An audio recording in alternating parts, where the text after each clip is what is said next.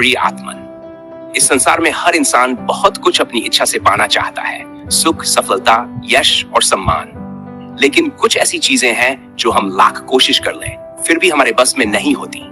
अगर भगवान इन सब का नियंत्रण भी मानव को दे दें तो इस संसार में बड़ी अव्यवस्था फैल जाए।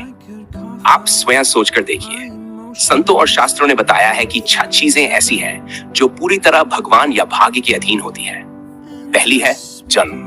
कौन, कब, कहां और किस घर में जन्म लेगा ये कोई तय नहीं कर सकता। ये पूर्णतः ईश्वर की व्यवस्था के अनुसार होता है। दूसरी है मृत्यु। जीवन का अंत कब होगा ये भी किसी के वश में नहीं है। कितनी भी सावधानी रखो, मृत्यु अपने निश्चित समय पर ही आती है। तीसरी है लाभ। व्यापार हो या कोई कार्य, लाभ सिर्फ हमारे प्रयासों से नहीं आता, इसमें भाग्य की भूमिका भी होती है। चौथी है हानि। कभी कभी पूरी मेहनत और सतर्कता के बाद भी हानि से नहीं बचा जा सकता, यह भी नियति के अधीन है।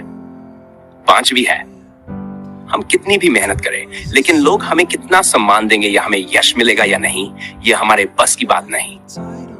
छठी है अपयश। कभी कभी अच्छे कर्मों के बावजूद भी अपयश झेलना पड़ता है, यह भी हमारे नियंत्रण में नहीं होता। इन बातों को समझना बहुत आवश्यक है, क्योंकि जब हम जान लेते हैं कि सब कुछ हमारे हाथ में नहीं है तो मन शांत होता है और हम ईश्वर में विश्वास करना सीखते हैं। मनुष्य के वश में केवल उसका वर्तमान कर्म है, इसलिए मनुष्य को चाहिए कि वह अपने वर्तमान कर्म को कुशलता और भक्ति से करे। बाकी जो कुछ भी हो उसे विधि का विधान मानकर सहजता से स्वीकार करें।